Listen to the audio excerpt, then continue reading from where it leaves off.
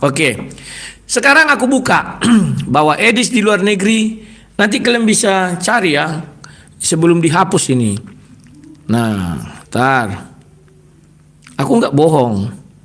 Sebentar ya. Mana tadi dia? Sabar. Aku teringat dulu ya. Pernah saya bertelepon. Jadi orang ini punya sindikat. Siapa yang mau menghina Islam, menghijab Islam, Muhammad dan Al-Quran, mereka akan danai dan harus lari ke Amerika. Itu disiapkan tempat, ini dia. Kalian boleh nanti googling ya, masuk kalian ke situsnya sebelum dihapus ini. Cepat-cepat kalian apa ini? Ini Our Story ini, About Us. Nama situsnya apa aku nggak tahu. Ini kalian lihat, aku tahu tapi nggak usah kasih tahu. Kalau kalian bisa cari ya ini. Nah yang punya ini namanya Henry. Ini gara-gara sedis ya. Wah, rusuh-rusuh sekalian. Nah kalian cari di sini nanti pakai internet lah ya. Namanya Henry Tarigan. Nah, ini foto profilnya. Ini ya. Mungkin saya nggak tahu anaknya mungkin ini. Ini bersifat publik ya, bukan bersifat privat. Ini bahasa Inggris kalian lihat. Dia ini sekarang pendeta di sana. Inilah beliau. Henry Tarigan namanya. Inilah yang mensupport. Kalau kalian mau jadi penghujat, datang ke Amerika, datanglah kalian. Ini ya. Metatron, Elia Miron, si Ki Ahmad, Sob Katul Bekatul, tekan mentul-mentul, si Edi Sudah Butar, Sopi Saifuddin Ibrahim. Assalamualaikum warahmatullahi wabarakatuh. Berjumpa lagi dengan HMC News ya, channel portal berita yang menyajikan informasi seputar dunia debat lintas agama secara tepat, cepat, akurat, dan terpercaya. Mengejutkan ya teman-teman, Rudy Yohannes, salah satu apologet paling senior di tubuh kekristenan, itu angkat suara dan membongkar siapa sebenarnya dalang di balik para penghujat-penghujat Islam yang lari ke luar negeri. Ini mengejutkan teman-teman ya. Dan sekali lagi berita ini disampaikan oleh Rudy Yohannes yang notabene adalah pendebat dari pihak Kristen. Seperti yang kalian tahu teman-teman, dari dulu ya kita sudah memberitahukan bahwa banyak sekali penghujat-penghujat ini yang memang disupport untuk menghujat Islam. Mereka tidak peduli dengan agama Kristen. Mereka tidak peduli dengan nasib orang-orang Kristen di Indonesia yang menjadi korban dari hujatan mereka kepada Islam. Mereka nggak peduli teman-teman. Yang mereka pedulikan adalah bagaimana membuat chaos negara Indonesia. Bagaimana membuat rusuh Indonesia. Bagaimana memenuhi pesanan dan perintah dari donatur-donatur mereka, dari bos mereka yang membiayai mereka, yang membawa mereka ke luar negeri, yang memberikan tempat tinggal mereka di luar negeri. Karena sekali lagi, mereka ini gembel-gembel yang ada di Indonesia, yang tidak mungkin punya akses ke luar negeri kalau bukan disponsori oleh suatu kelompok atau organisasi. Ini yang kalian harus tahu. Edi saja baru pertama ke luar negeri itu tahun lalu. Saat dia ke Singapura ya, kurang lebih 2 tahun lalu teman-teman. Itu pertama sekalinya dia menginjakkan kaki ke luar negeri, keluar Indonesia. Tiba-tiba sudah bisa ke Amerika. Jadi tanda tanya. Karena untuk mendapatkan visa Amerika itu tidak gampang teman-teman. Kalian boleh cek ya, bagaimana susahnya mendapatkan visa untuk Amerika. Untuk ke Amerika minimal rekening koran harus sekian. Ya, harus pernah ke negeri-negeri mana-mana saja dulu yang menjadi mitra ataupun sahabat Amerika, kayak Inggris ya, kayak Eropa, terus juga Jepang gitu. Nggak bisa main langsung ke Amerika. Akan dicurigai ini mau kerja atau mau apa ini. Tetapi kalau sponsornya besar, biasanya bisa dapat.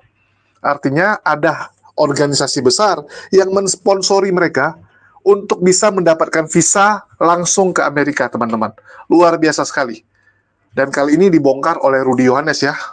Siapa dalang di belakang dan juga bagaimana sistem dan cara kerjanya, teman-teman. Ini baru bagian kecil nih. Kita akan tunggu ya bagaimana nanti dibongkar lebih dalam lagi. Dan sekali lagi ya, ini makin terang benderang bahwa hujatan kepada Islam memang dilakukan secara terstruktur dan sistematis oleh kelompok-kelompok Polycarpus ini. Sekali lagi, saya nggak mau kasih nama atau nggak mau menjuluki mereka Kristen, karena saya yakin gereja atau orang Kristen ya itu tidak mungkin melakukan ini.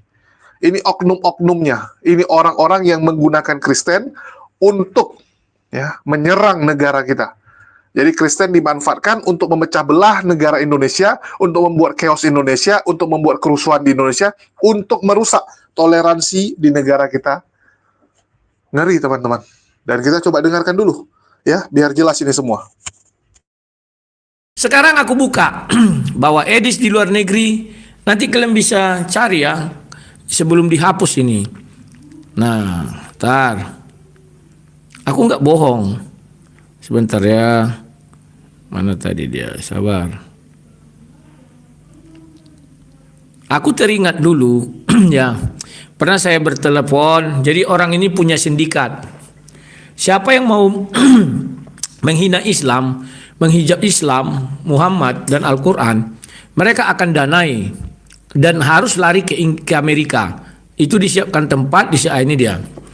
Kalian boleh nanti googling ya, masuk kalian ke situsnya sebelum dihapus ini. Cepat-cepat kalian apa ini? Ini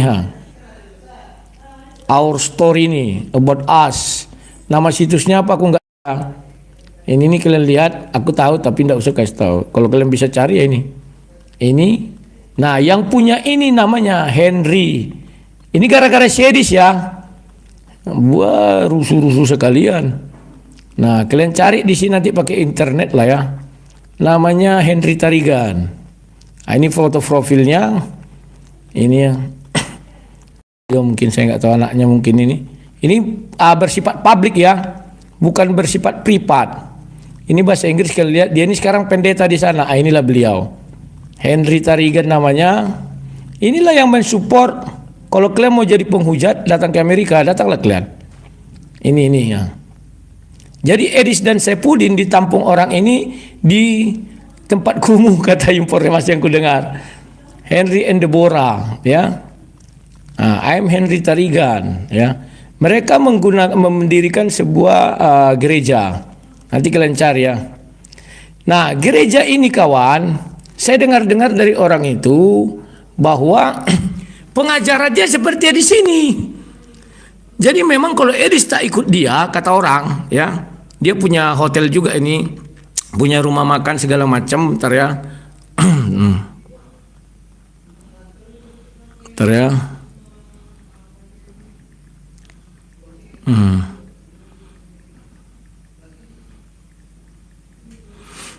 Jadi kawan-kawan, jadi kalau orang ini mau apa namanya itu, tunggu si Rusi Mamoran telepon. Nanti Mak Pep.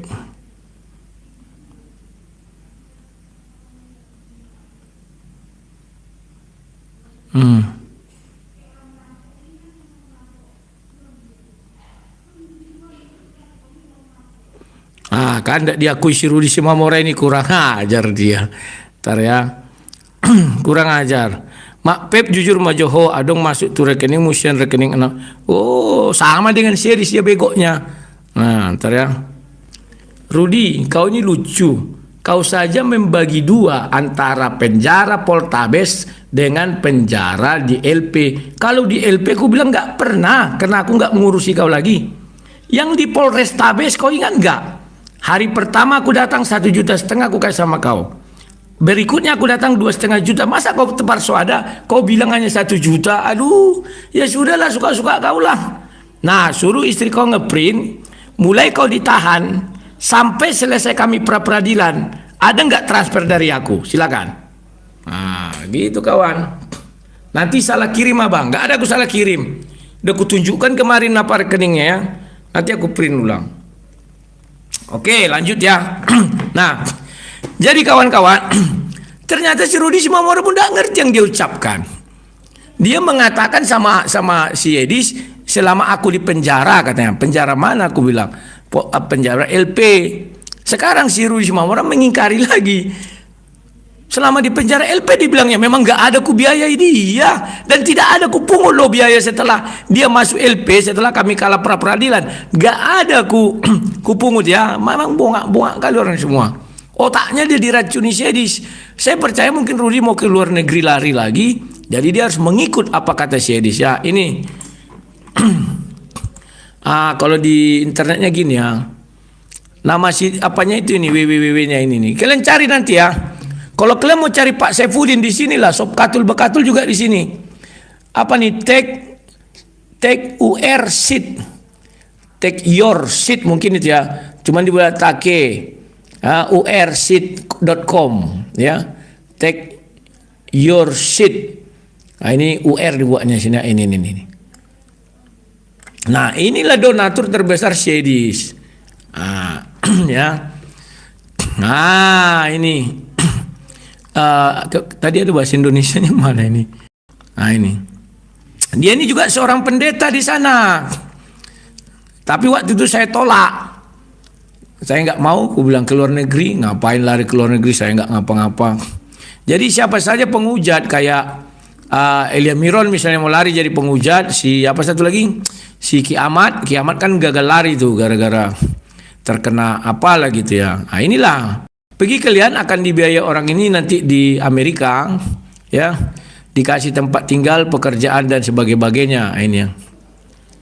Nah, kalau kalian tanya dari mana saya tahu, ya saya searching lah, saya ingat. Ya, pernah dikatakan seseorang kepada saya, kalau kamu mau lari, ya kami akan tampung. Saya nggak mau, saya bilang ngapain saya lari? Saya memangnya ngapain ya? Bah, apa ini? Ya nanti ada di sini nama gerejanya, kalian lihat lah ya. Nah ini, jadi ini usahanya banyak lagi, ada hotel. Jadi memang kalau nggak kaya kawan nggak bisa membuat sepertinya. Nah, satu yang kusalahkan Pak Udin, Pak Udin ini kadang keterlaluan kawan. Sekarang dia mulai menyerang pribadiku. Apa itu Rudi Yohanes katanya? Ntar ya. Aduh, di mana itu Pak Udin? Tapi sebenarnya aku kasihan kalau mengapakan Pak Udin ini ya. Cuman malas aku ya. Tunggu ya.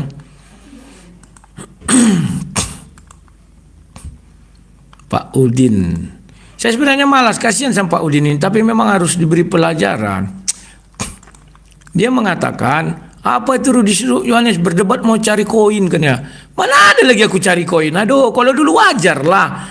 Masa masuk dia kita berdebat, terus kita biaya sendiri, terus kita makan sendiri tanpa kerja. Dari mana uang datang? Jatuh dari langit.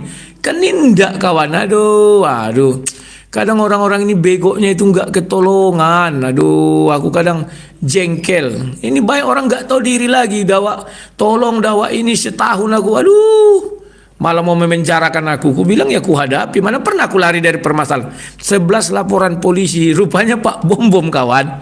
Kenapa beliau tidak mau melawan? Ya, beliau curhat kepada saya.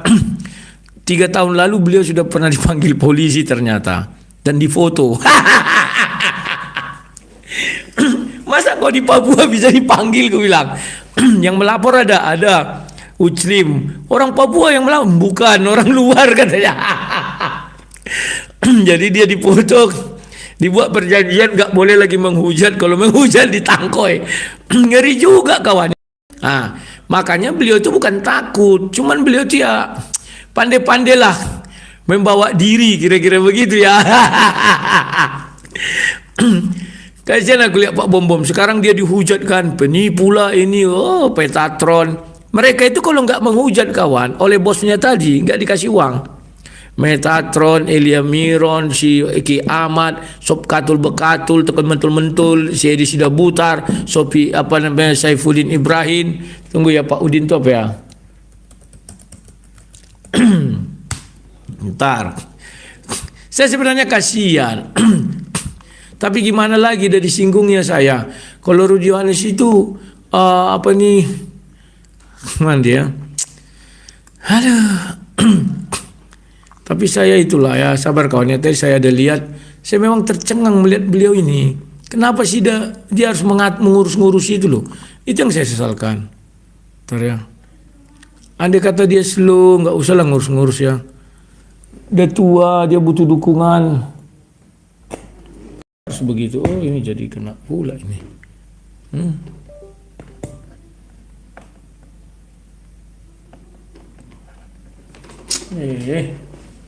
Di sini. Sabar ya kawan-kawan ya.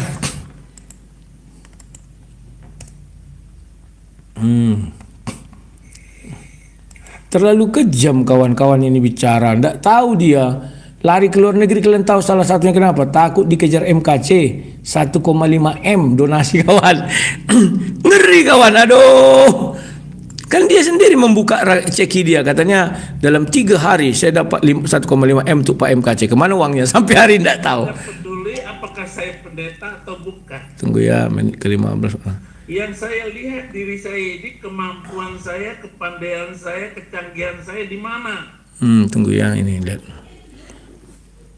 Mestinya ditawarkan oleh teman-teman saya, oleh pendeta-pendeta besar itu, mau jadi gembala enggak?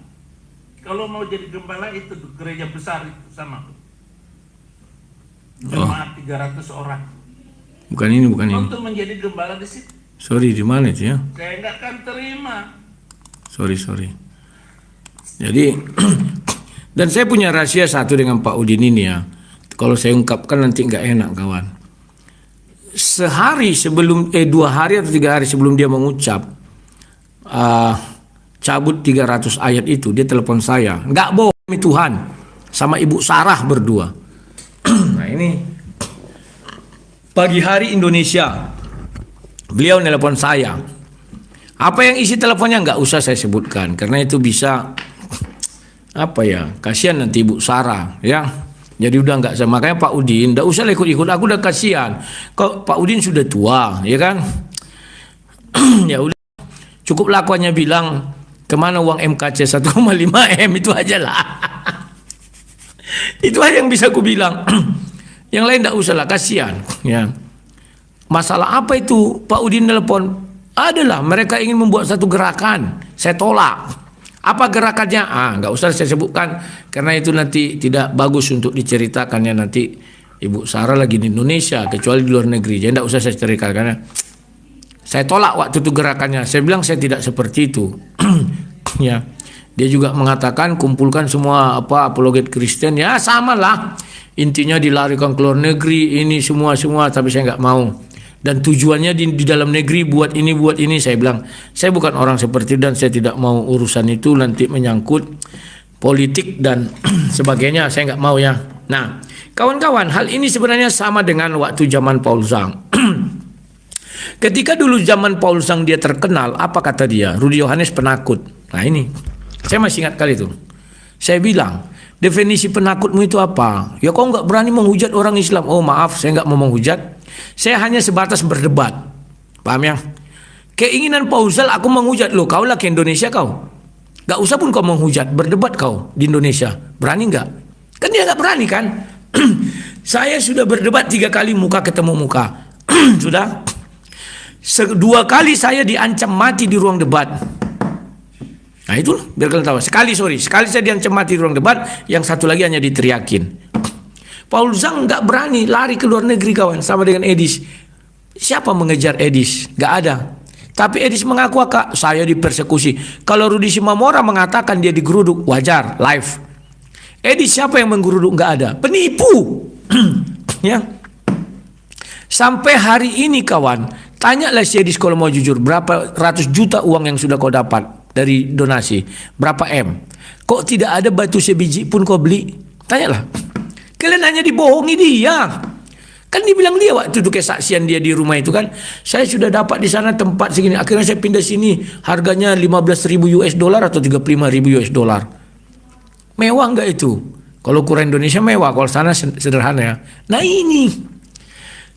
Aduh. Yulia Putri. Kalau Edis bangun rumah gereja, saya percaya pendapat Edis. Tapi kalau tidak, saya dukung kamu. Mana ada si Edis membangun gereja yang benar aja.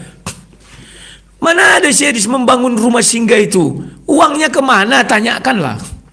Oh tunggu banyak, menunggu banyak ini kawan. Sudah habis untuk biaya hidupnya. Kalian lihat dia live pagi, siang, sore, malam. Lantas kerjanya kapan? Ya itulah menghujat-hujat itu, dapat donasi, hidup gini-gini aja dia. Paham kalian? Pura dibuat-buatnya muka taiknya itu yang pura-pura gitu pakai kacamata. Pura dibuatnya bicaranya agak santun, sopan, lembut. Padahal menusuk. Yang saya sesalkan sampai hari ini, saya tidak punya masalah sama Edis. Tapi kenapa dia menyerang saya? dengan menghadirkan Rudi Simamora. Dan pertanyaan dia sama Rudi Simamora di dalam sel. Sel itu banyak, sel Porlesta atau sel LP. Ternyata yang dimaksud si Rudi Simamora dia bercerita tentang sel LP, bukan sel Porlesta. Yang ini perlu kalian ketahui. Tapi Edis diputar balikannya semua bicara ini seolah-olah dari mulai Porlesta saya tidak pernah mengurus Rudi Simamora. Lagian sudah kesepakatan, ini kan kesepakatan bersama bahwa uang itu digunakan untuk proses hukum, bukan untuk Rudi Simamora. Tanya orang-orang semua.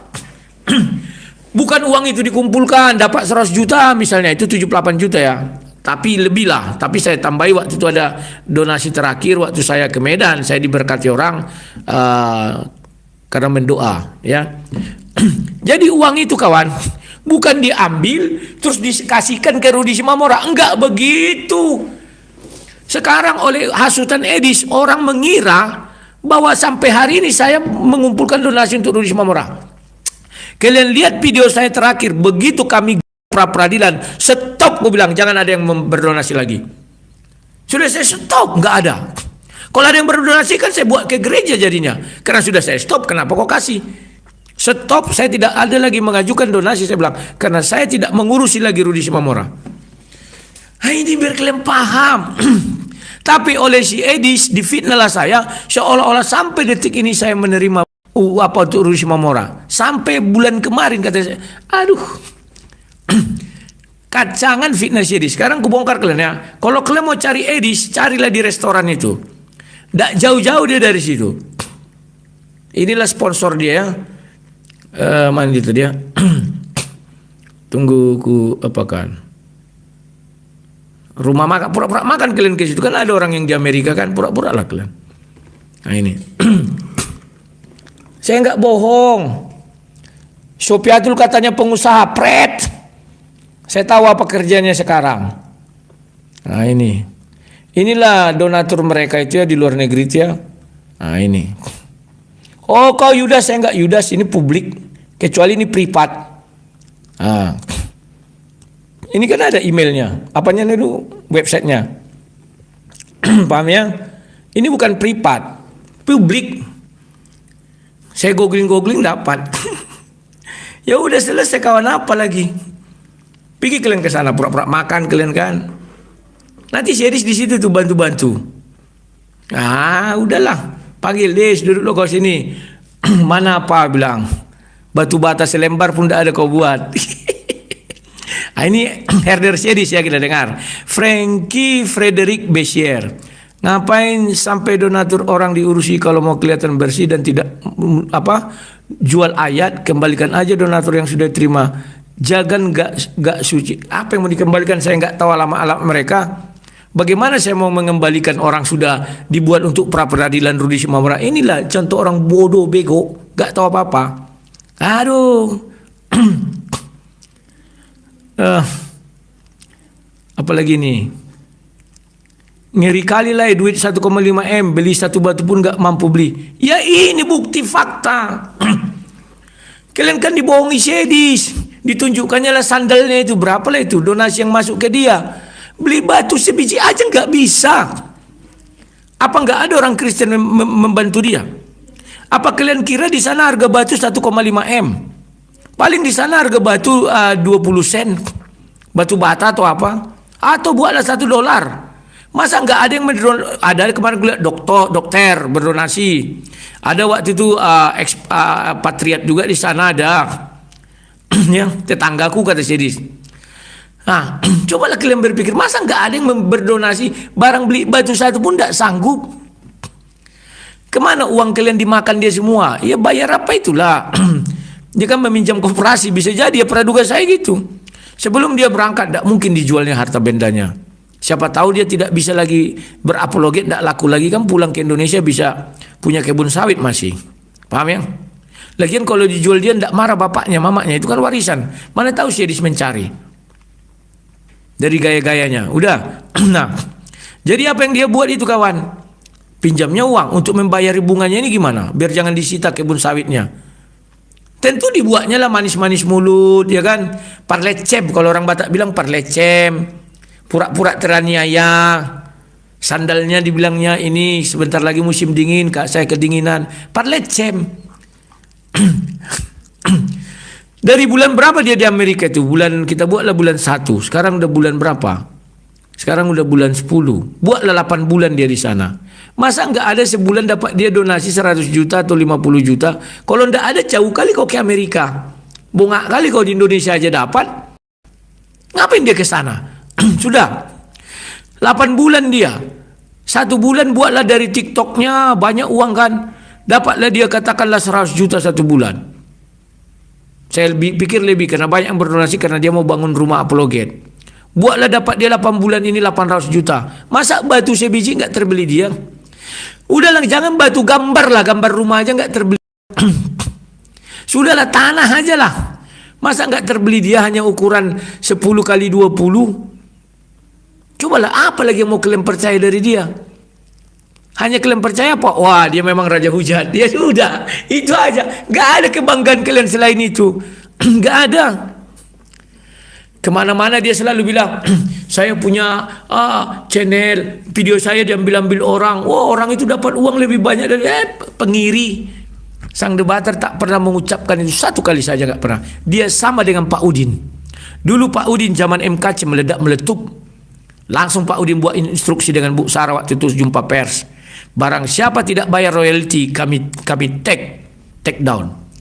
Banyak yang tidak bayar royalti, di take down sama dia. Laporlah ke saya semua. Mak ngeri kali Pak Udin ini, gue bilang. Dia ngajak nggak berteman ini, gue bilang.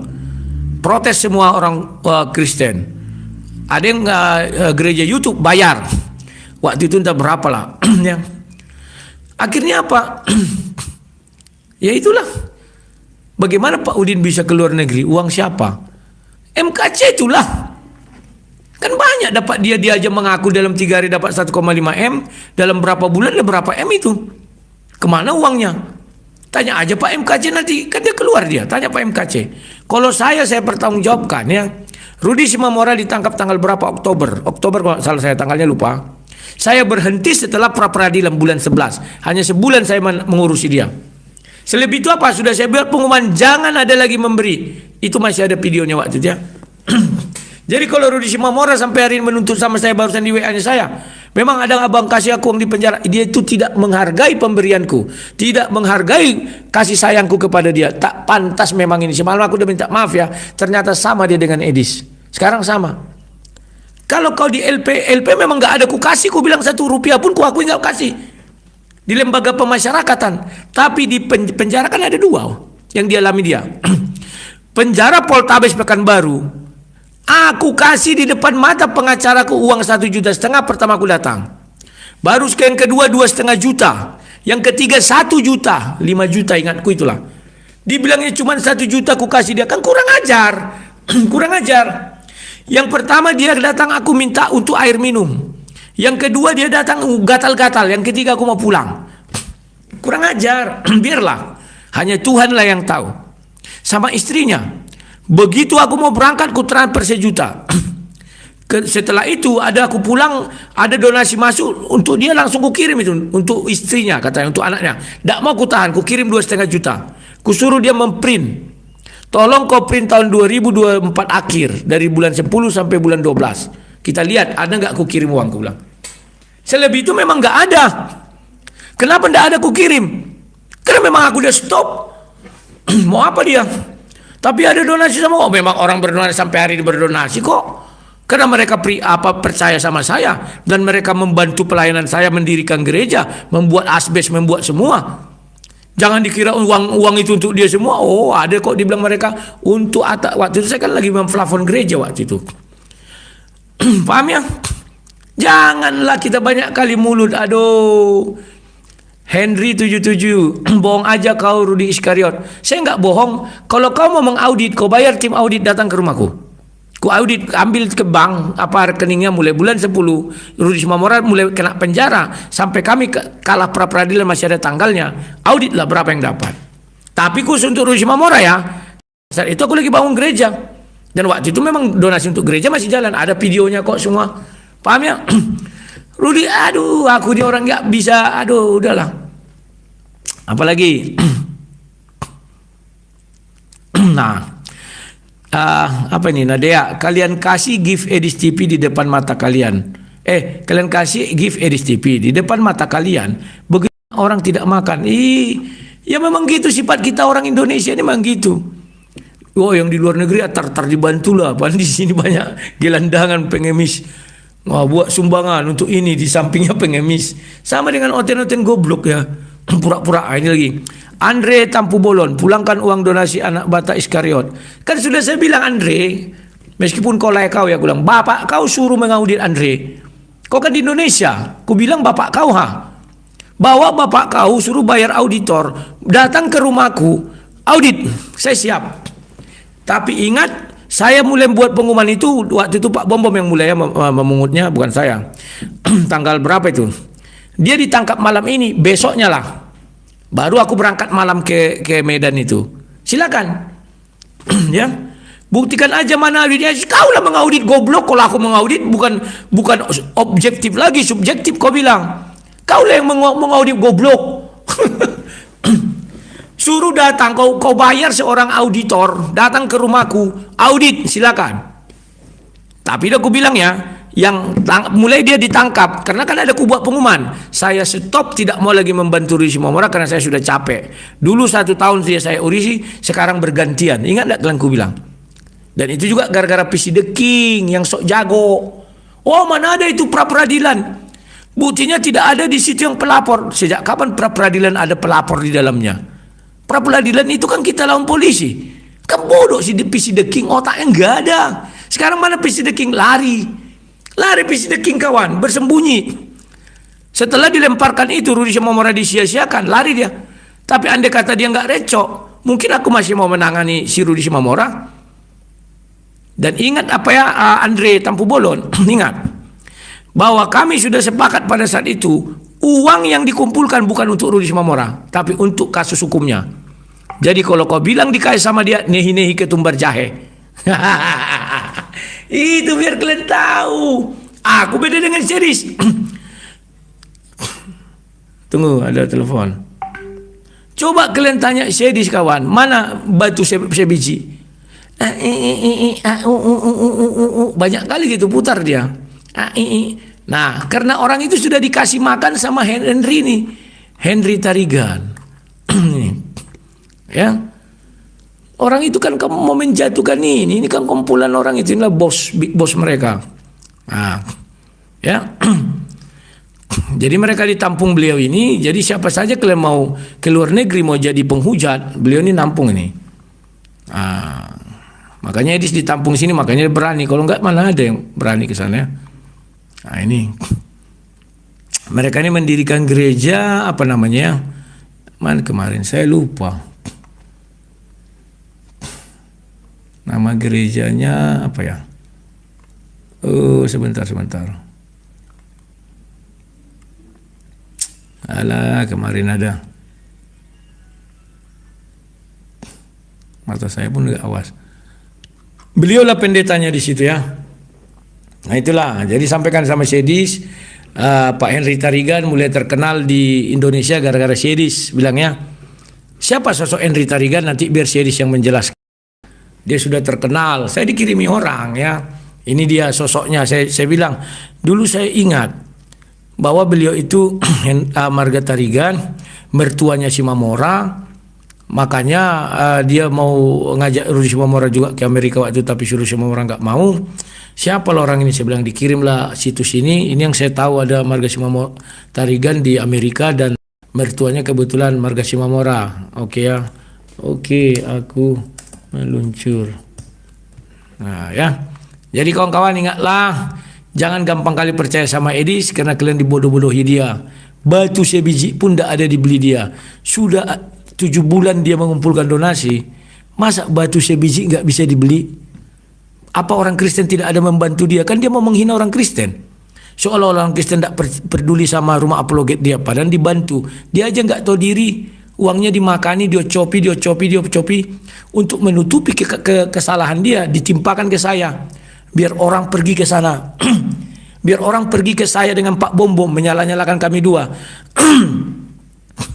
Karena orang kan lebih percaya kalau sudah ada bau-bau Amerika. Bullshit. Kalian bodoh. Memang bodoh kalian bodoh. Kalau aku nggak bisa dibodohi, orang dia baru di Amerika. Oh, orang luar negeri bisa beli properti di Amerika, betul. Tapi syaratnya banyak. Dilihat rekening banknya berapa, semua dilihat. Mana ada orang baru mendarat langsung beli properti kayak dia. Maaf ya kalau uang $100.000 di Amerika ya, itu masih kelas-kelas ya menengah lah. Bisa lah gitu lang. Atau kelas 3 itu, aduh udahlah. Sudah. Nggak bisa dia langsung beli properti kawan, banyak syaratnya, pajaknya dihitung, ininya dihitung, pendapatannya ada nggak, ini ndak, semua dihitung. Nah sekarang kalian dibodohinya kan, kalian kirim, wah hebat dia menghujat Islam, oh senang kami, dikirimi uang. Sudah 8 bulan, ndak ada satu pun, tapi toh kalian yang dikasihnya hanya video, ini rumah, aku pikirlah itu rumah yang dia beli kan, rupanya rumah orang disorotinya. Untung ku bongkar kasus ini. Kalau enggak besok disorotinya lagi rumah lain. Di sana mahal kayaknya di sini. Hanya itu terus diberinya sama kalian. Tapi bendanya enggak ada. Kalian yang disuguhi video. Jadi dia membeli apa? Video. Kalian itu ngasih donasi untuk beli video. Paham ya? Kalian ngasih donasi untuk beli video. Malulah. Aduh. Ya teman-teman sudah dengar sendiri ya, yang ngomong Rudi Yohanes. Dan kita sudah dapat info ini jauh sebelumnya teman-teman. Bagaimana mereka-mereka ini ditawarkan untuk lari ke luar negeri. Termasuk Kosman bin Sunet ya alias KC yang sedang dipersiapkan untuk kabur ke luar negeri juga. Tapi karena masih bebas bersyarat, masih harus melapor, sementara belum dulu. Ya, tapi dia sambil mempersiapkan berkas-berkasnya. Karena untuk mempersiapkan berkas kan juga butuh waktu. Dia harus urus paspor. Ya, nggak mungkin paspornya masih hidup sekarang. Kalaupun dia pernah punya paspor. Orang dia masuk penjara begitu lama kan. Paspor itu zaman dulu 5 tahun, kalau sekarang udah ada yang 10 tahun. Artinya dia mau buat lagi paspornya gitu kan. Terus mempersiapkan berkas-berkasnya, mutasi rekening gitu selama 3 bulan dan sebagainya. Dia lagi siapkan ini semua. Begitu juga dengan Rudi Simamora, seandainya nanti dia keluar. Kemungkinan besar Rudi Simamora begitu keluar dari penjara, itu akan dikirim juga ke luar negeri. Karena mereka pasti akan tawarkan. Ngapain kamu di Indonesia menghujat Islam? Resiko masuk penjara lagi. Mending kamu menghujat dengan bebas dari Amerika, ya, menghujat sedemikian rupa, dan donasi akan banyak masuk kepada kalian. Itu yang ada di otak mereka, teman-teman. Donasi. Bagaimana supaya bisa hidup enak? Karena selama di Indonesia kita tahu pekerjaan mereka sebelumnya apa, latar belakang mereka seperti apa. Ini orang-orang, ya, yang menggampangkan sesuatu, yang nggak peduli dengan konsekuensi yang mereka lakukan. Mereka nggak peduli bagaimana nasib orang Kristen yang ada di Indonesia setelah mereka menghujat Islam. Mereka nggak peduli, teman-teman. Dan saya berharap, lewat video ini, teman-teman Kristen bisa membuka mata. Ancaman begitu nyata di depan kita. Apa kita mau biarkan? Atau orang Kristen akan berdiri bersama umat Muslim untuk melawan para penghujat ini? Ini yang kita tunggu. Bagaimana reaksi umat Kristen? Apakah kalian akan berangkulan dengan kami untuk melawan para penghujat ini? Atau kalian akan mendukung mereka? Ya? Ataukah kalian akan bilang, iya mereka pahlawan kami, mereka mewakili kami gitu? Ini yang kita tunggu teman-teman. Dan sekali lagi kita berharap penegak hukum ya. Karena apapun ceritanya, penegak hukumlah yang paling berhak untuk membereskan masalah ini. Semoga data yang diberikan Rudi Yohanes itu bisa digunakan oleh para penegak hukum, dan kalau bisa pun ya mungkin Rudi Yohanes dipanggil untuk dimintai keterangannya. Apa benar yang kamu sampaikan? Apa memang ada organisasi seperti ini yang mendukung hujatan kepada Islam? Ini harus ditelusuri teman-teman, harus dibereskan. Karena ini akan jadi bola liar, bayangkan. Ini baru Edis teman-teman, kita baru bicara Edis ya. Setelah 3 tahun yang lalu Saifuddin, Edis, Sofiatul ya, akan terus nih. Bayangkan kalau terus-terusan berbunculan penghujat, itu baru gerakan di luar. Kalau ada yang di Indonesia yang mau ya mengikuti rencana mereka seperti yang dibilang Rudi Yohanes, Saifuddin hubungi dia. Ya, dihubungi beserta Sarah Ayu. Mereka merencanakan ingin membuat sesuatu di Indonesia. Dan saya sudah tahu itu. Mereka membuat propaganda, kampanye-kampanye untuk membenci Islam, untuk mengadu domba Islam. Contoh sekarang, muncul budaya ya, kembalikan budaya Indonesia, malu budaya Arab, jangan kita berbudaya Arab di Indonesia. Itu kan kampanye yang mereka buat. Saya punya datanya teman-teman. Bagaimana yayasan-yayasan mereka mengkampanyekan hal tersebut, membayar hal-hal tersebut. Mereka bayar orang-orang untuk menyuarakan hal tersebut, untuk mengadu domba umat Muslim. Kita diadu domba di mana-mana, teman-teman. Ya, bagaimana program bantuan-bantuan mereka juga. Ngeri. Kelebihan umat muslim hanya jumlah untuk saat ini. Kita harus akui itu. Kalau kita bicara dana, luar biasa mereka. Bagaimana organisasinya, begitu terstruktur. Umat muslim baru bangkit.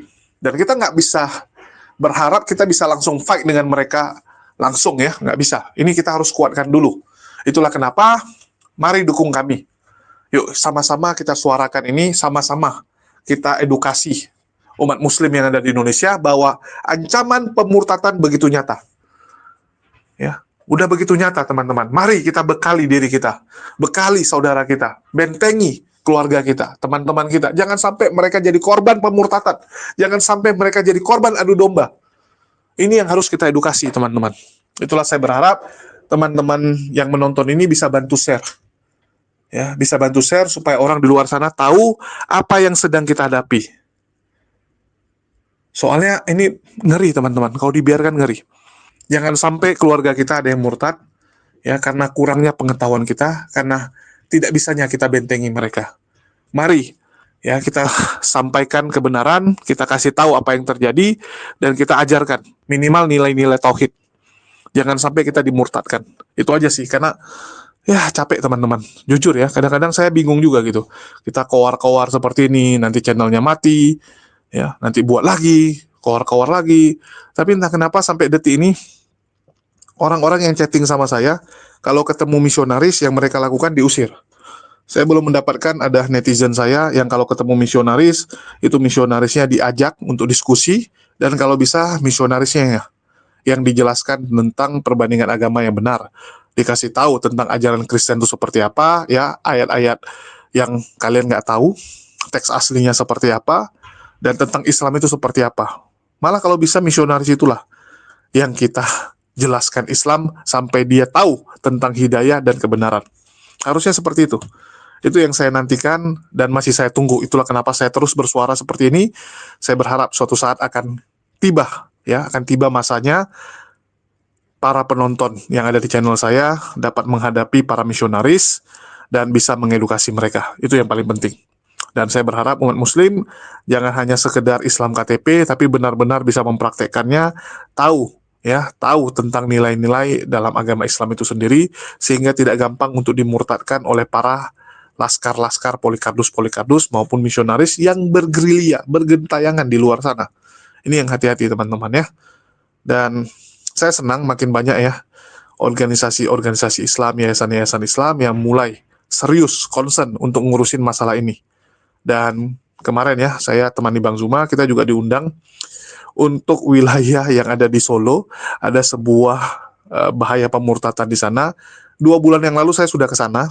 Ya, 2 bulan yang lalu saat saya liput ke sana, saya tidak diizinkan untuk sounding, ya, karena memang waktu itu masih bersifat rahasia, ya, belum boleh disonding. Saya udah ke tempatnya, padahal saya udah rekam di situ, sayang sekali padahal. Ya, saya disuruh hapus, padahal capek-capek setengah jam ke situ. Dan kali ini Bang Zuma juga diundang untuk ke sana untuk melihat langsung gitu bahaya pemurtadan yang begitu nyata di depan kita, bagaimana orang-orang kita ditawari pekerjaan, ya, ditawari segalanya gitu. Yang penting mau ikut ke ajaran mereka. Saya nggak ngerti ya, kenapa begitu ngotot, begitu getol sampai sebegitunya mengajak orang lain, ya.